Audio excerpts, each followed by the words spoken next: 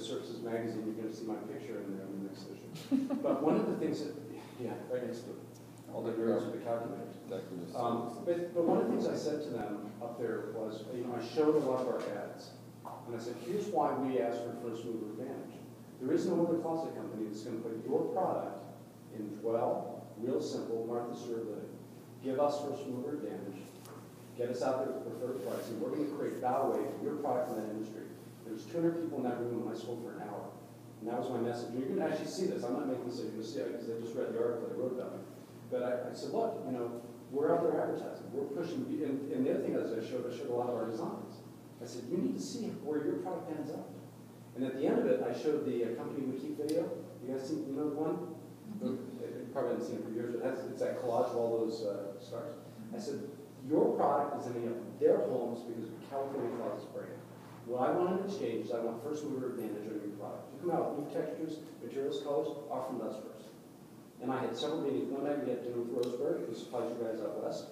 And the second night we were to us to dinner. And that was our message. And Andre did a fantastic job of setting this up. So, you know, we're kind of the mouse of the board a bit. But the good news is the kitchen cabinet industry is so beaten down and not buying that we're actually a big buyer. So I think 2 or 3 years ago, I would have gotten the time of day. But that's the messaging out there. So, you know, Andre and Amy and Melissa, under Ken's direction, are getting us in front of these vendors. I'm going out there and telling them, look, you can open up to the whole market, but nobody else other than us is going to put your product in those magazines. And here's what we want in exchange. And so we're pushing hard on that. And by the reaction, I think they're hitting us. Where will that article be? It's called, listen, it's right next to Time and Decorative Services.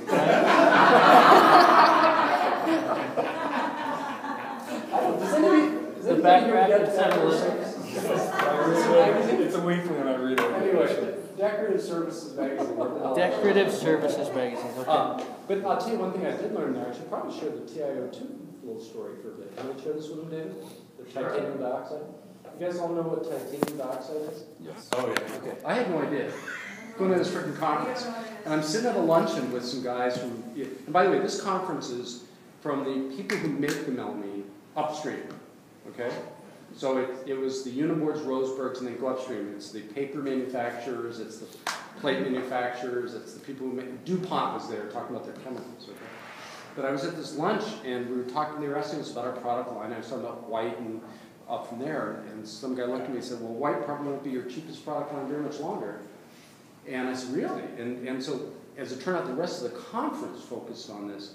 So, titanium dioxide is the chemical that makes white white. So everything that we have, white melamine, that white paper on the wall, white paint, has titanium dioxide.